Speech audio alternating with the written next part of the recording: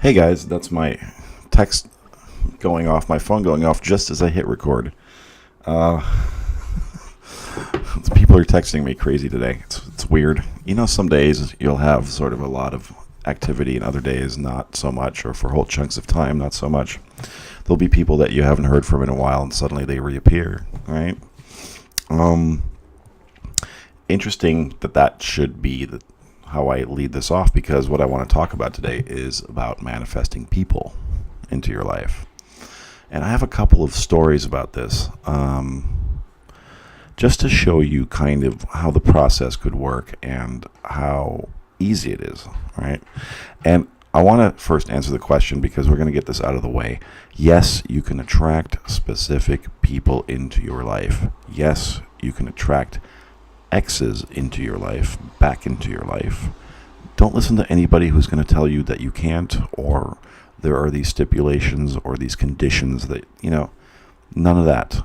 Don't worry about free will. Free will has nothing to do with it, okay? I'm going to explain that just briefly, because what we're doing all the time as we exist, all right? I'm going to get into this deeper in another video, because it's a little bit layered and complicated, maybe, for some people. It took a while for me to wrap my mind around it, okay? But in a nutshell, what you're looking at right now is one version of me, 𝗙់, right? And you listening is one version of you, the version that's listening to 𝗙. And this is the version of 𝗙 that is speaking to you. But your version of me is also subjective, entirely subjective to how you perceive me. In other words, there are infinite versions of me and infinite versions of you existing parallel to one another, just like there are infinite realities existing parallel to one another. So what we're doing when we're manifesting, actually we're doing this all the time, every second of every day we're doing this. What we're actually doing when we're manifesting, though, is we're doing this deliberately, right? We're moving into one version of reality or one version of ourselves from another. Yeah, that sounds a little bit combobulated, but or discombobulated. But in a nutshell, what you're doing constantly is you're shifting from reality to reality. And as 𝗏𝗏 puts this, channeled by 𝗙𝗰𝗲𝗄𝗏, by the way, what's a parallel reality? Well, this is one, right? This is one. This is one. This is one. So in other words, if you're trying to get back with an ex, let's say, all right, what you're doing is you're actually moving into a parallel reality where that version of your ex that is with you is the one that you're focused on, right? Or rather, it's a version of yourself who is with the person that you want to be with, right? Does that make sense? So you're not violating anybody's free will. The version of your ex that is not with you will get left behind as the version that is with you emerges into your reality, or rather you emerge into that parallel reality where that condition exists. And the transition will seem seamless, because that's how things operate in this realm that we're in, right? This sort of 3D realm. It has to, otherwise the jump from one reality to the other would be too extreme, and our minds couldn't quite handle it, right? So sort of reality itself will kind of fill in the blanks, and it will seem like a smooth transition, but actually what you're doing is moving from one reality to another, and from one version of a person to another version of a person, okay? That's it in a nutshell. And I could go on and on about this stuff, and it's a little bit difficult to explain. There's sort of a thing that happens in your mind where you start to click. It starts to click, and you just kind of understand it. Oh, that makes sense now, right? This is not all my hand. This is many different versions of my hand seamlessly being stitched together to form the illusion of one movement, just like film stills, right? Motion picture film is like that. These are all still frames going like this, but when you rapidly move them in front of light, this is what happens. Yeah, it looks like one singular, smooth, uninterrupted motion, right? And that's what manifesting is like. If you want to manifest money, you're not so much, law of attraction is kind of a misnomer if you really think about it. What's happening is you're moving towards where a condition exists that you want, how you want the condition to be. In other words, you're moving to the reality where the condition that you prefer exists already. All right? And it's always existed there. It's always been there. You're just moving your awareness to it, which is what visualizing and all these things is about, and acting as if. Because when you do, you're becoming a match to that reality, and you have to sort of move yourself into it. There's no other way, really, right? So, if all of that made sense on some level, I'm going to tell you a little story. Something very briefly, because years ago I lived in Washington, D.C., and I had been aware of a friend of mine from high school whose sister also lived there. And I hadn't really seen either of them or spoken to either of them in a while, but he contacted me and he said, "Oh, hey, you moved to Washington, D.C.?" He saw it from my social media profile. And he said, "My sister lives there." I said, "Oh, how's she doing?" and all this. And, you know, I was moving there with my girlfriend at the time, and his sister was living there with somebody, and he said, "Oh yeah, she's been there, a couple of years now, and how funny." I said, "Yeah, that's pretty funny."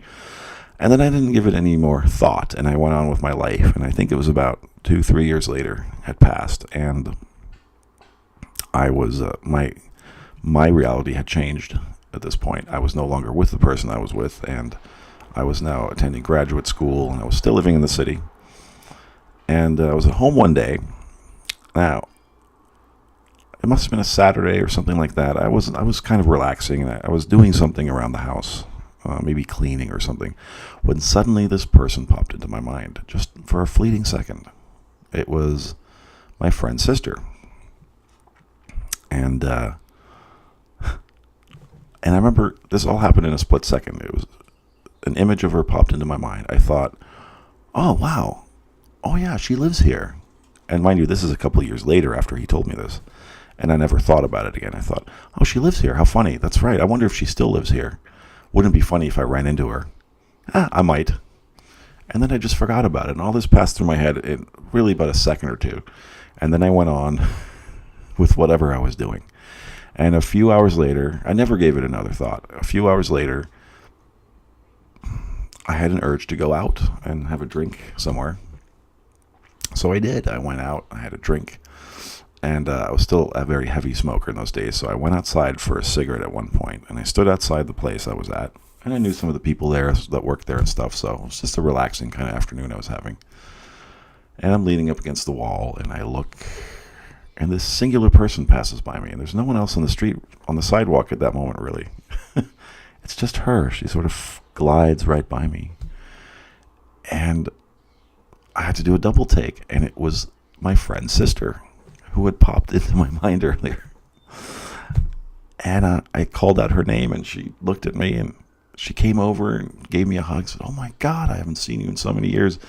And long story short, it was, we talked for a while, we exchanged numbers, and it was just one of those moments that demonstrated to me. It was one of the first instances that I had. I was sort of still new with the whole law of attraction thing, but I was aware of the idea of attracting, or sort of attracting people like that, And I remember thinking, "Oh, this is an important kind of lesson in this, because this is how it works." It was literally that the thought popped into my head, the possibility of running into her excited me for a moment, and then I just forgot about it. I let it go, right? I didn't hang on to it. I didn't think, "Oh gosh, I'm going to try to see if I can manifest her. I can try to see if I can make a situation where I run into her." No, none of that. None of that. It was the letting go of it. It was the simple, "Oh, wouldn't that be interesting? Wouldn't that be cool if that happened?" It probably will. It probably will. And then I just went on with my day. And there it was. And it was a shocker, right? It was a shocker. So that's the first story I want to share with you about that. And the second story, and by the way, I'm going to talk about this subject more in the future, in depth. And I actually really want to engage people as they discover this channel more. I want people to ask me questions, which will help me kind of help guide these videos a little bit more. But I'm telling you these two stories just to kind of demonstrate to you what is possible, that it is possible to do, and also the preamble about the whole shifting realities thing shows you that free will has nothing to do with it. Has nothing to do with it. You're not imposing on anybody's free will. You want to move away from the version of the person that you want to be with, from the version that doesn't want to be with you, and you do it internally. All right. You move your focus away from that version of the person, and you move your focus towards the version of the person that does want to be with you. And when you do that long enough and successfully enough, through visualizing, through all the techniques that you use that work for you, right? Easily, you're easy about it. Then that's the version of that person that will begin to emerge for you. You know, and all kinds of things can happen. You can run into them and they'll be very receptive to you, or they'll text you or call you out of the blue, or, you know, it's happened to me many times. So it can happen to you as well. But just be aware of this one thing. There are many levels and layers to this, right? But be aware of this one thing. You're not overriding anybody's free will. There's none of that going on, okay? We're more than just one individual, all right? So, second story, just to demonstrate to you what's possible. And this is not about a specific person, although I ended up with a specific person that I wasn't aware was even really available to me. Again, did I sort of inadvertently call forth the version of that person that was suddenly available to me into my life without being aware of it, right? So this is about 4 years ago, and again, I'm sort of flirting with this idea still. You know, a lot of attraction. I'm into it. I'm reading books. I'm sort of trying things out. Still not very seriously into it, but I remember reading a book. I was concerned about relationships, and I remember that I had sort of sat down with myself and I went over some patterns of myself, behavioral patterns of why do I keep repeating these relationship patterns in my life, and I wanted to break the cycle. So I started reading a lot of self-help books about it because I wanted to kind of educate myself on, you know, what could I do, right, to break the cycle and to somehow bring more healthy relationships into my life. And one of the books told me to just sit down and make a list of the perfect partner that I wanted, and to be very specific about it, down to what she would look like, how she would treat me, even what she would be into sexually. I mean, really down the core, the color of her eyes, the color of her hair, her mannerisms, what she liked to do, what she didn't like to do, kind of foods did she like eating, you know, what was her laugh like? I mean, as specific as you could get. I sat down and I made this list, this long ass list on this girl, and I remember as I was writing, I was getting really into it because I thought, oh yeah, she should have that kind of smile, or I love that kind of smile, or, you know, oh, she should be a good cook. I love when a girl is a good cook, and you know, all these things, right? She should have a great attitude and a great sense of humor. She should be an optimistic person, you know, with a winning smile and the whole thing, the whole 9 yards. And she should be really into me. She should treat me a certain way, you know, give me lots of attention, text me all the time. I like that, and I don't want to have to do too much. You know, she doesn't expect too much of me. Although, that's just one of the things because I'm actually kind of lazy. But anyway, I became very specific. As I made the list, I remember feeling each point very strongly. I was very much about it. I was very excited about each thing I was writing down. And, you know, and I felt really good and kind of high after I wrote it. And I read it every day for about a week. And I would get myself just as excited reading each point because I think I'd really pinpointed what I wanted. I had gotten really clear about it, right? And what I wanted the relationship to be like and to look like.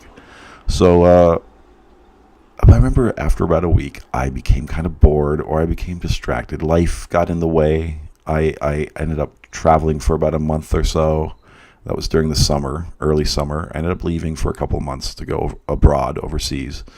And it just sort of exited my mind. I didn't think about it anymore. I think I left the journal with the list in it here. And I didn't really, so I didn't continue to read it every day.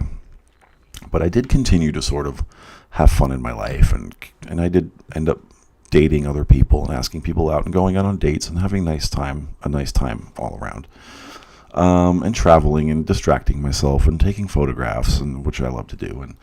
And it was upon my return sometime in the late summer, September, that I ran into somebody that I had met about 8 months earlier. And I remember that she was sort of an acquaintance, at my local watering hole. She liked to go there, and there was somebody who was who knew her, and I would run into him, and I would ask, because I'd sometimes see them together, I'd say, hey, what happened to her? How's she doing? And I didn't realize that every time I asked him, I would see him about a weekly basis. Every time I asked him, he was running off and telling her that I asked about her. So she thought, that's interesting. So I finally did see her. And I didn't think about this person in that way, but it was just when I saw him, I thought of her, and I was attracted to her. Okay? And then finally I did run into her. She had been working a lot, and then she saw me, and she said, oh, hey, so-and-so says that you've been asking how I've been. I said, really? He has?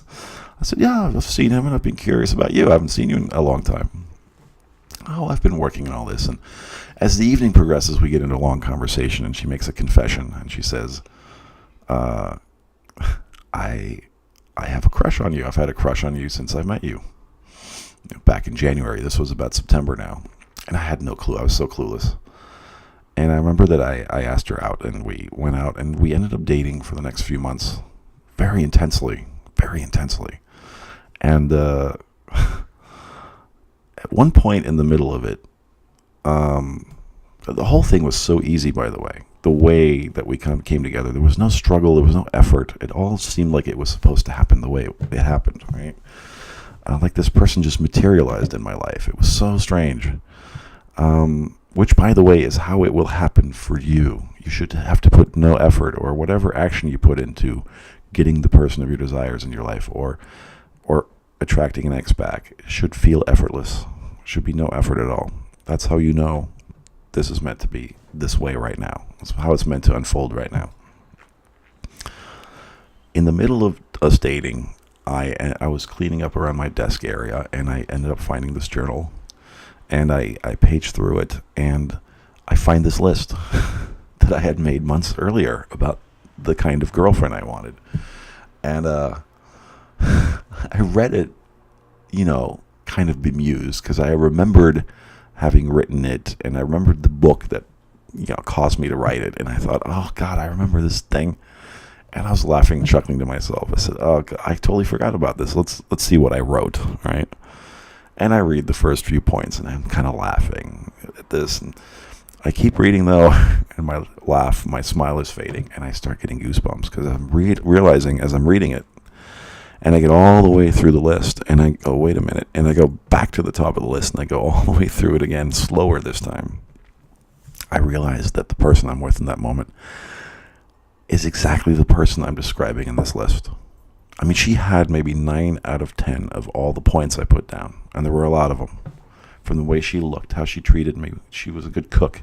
She was into certain things, in the bedroom. The color of her hair, her smile, the color of her eyes, her attitude, her sense of humor. I mean, every little thing was her. It was her. And I sort of just had a moment where I freaked out a little bit. I thought, oh my God, this works. This works. I attracted this person into my life without even realizing I was doing it. When I wrote the list, I was just trying to gain some clarity.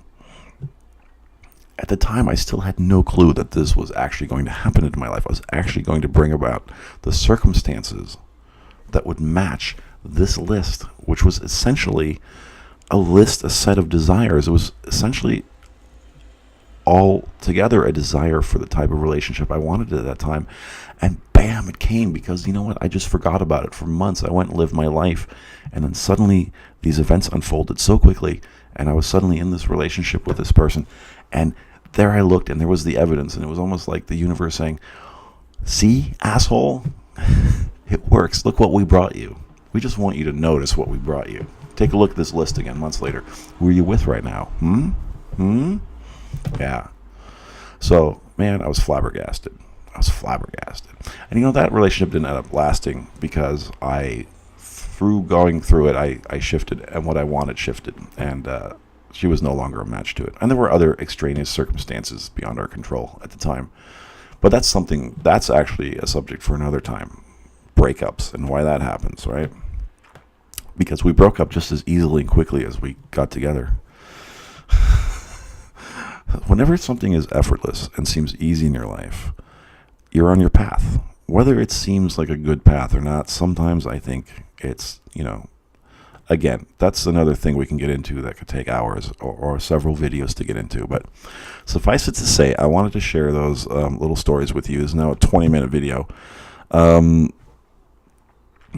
I hope I wasn't rambling too much, but I wanted to give you guys watching this who may be curious or concerned about this particular topic of manifesting people, exes, specific people, or even just relationships with people you don't even know yet, or people you may know, be acquainted with, that you don't even realize are a good match to what you want right now.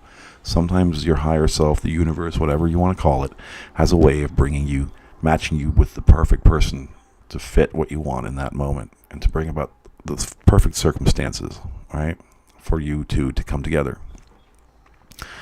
And that's what happened there. And so, yes, it's all of that is real. All of that is real, right?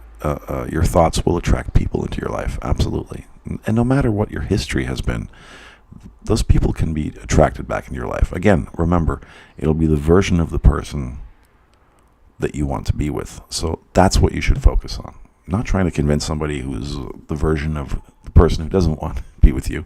Forget that version of the person, okay? You want to bring in the version of the person who wants to be with you, who's a match to you. And that's where your visualization and your scripting and your focusing and your living as if and your attitude of detachment, that's where all that stuff comes in, okay? And I'm going to talk about this more specifically in the future, but I want to add this because so far I think I've talked a lot about manifesting money. The two are not different. Manifesting people and manifesting money is not different, and if you treat it differently, you're going to get kind of mixed results. I think of money as a person now. That's something for another video too. But the same energy moves throughout people and things. And all things in the universe, all life forms in the universe, including you and I, and the person you want to be with, all right? It's the same energy underlying all of it. So it's about the energy, the movement of the energy. And what we're doing when we're manifesting is we are actually facilitating the movement of energy in one direction or another, all right? We become like not wizards, we're like those circus people maybe that do the stick and the seal jumps through the hoop or whatever it is. I don't know. But anyway, that's that's also for another time, another video. So anyway, I hope those of you who are curious about this, I hope you get something out of this video. That's just a little introduction as to what is possible, and I want you all to write me, right? The email address is down below. Write me your questions. I want to read them here on these videos. Anything that you want to ask me and think about, I'll pick the ones that I like, and I'll read them. All right, I'll keep you anonymous unless you tell me you don't want to be anonymous. But generally, I'll just keep you anonymous, and I'll say this is from a viewer or whatever. I think that'll be fun. So I hope everyone is going to have a fantastic weekend. And until next time.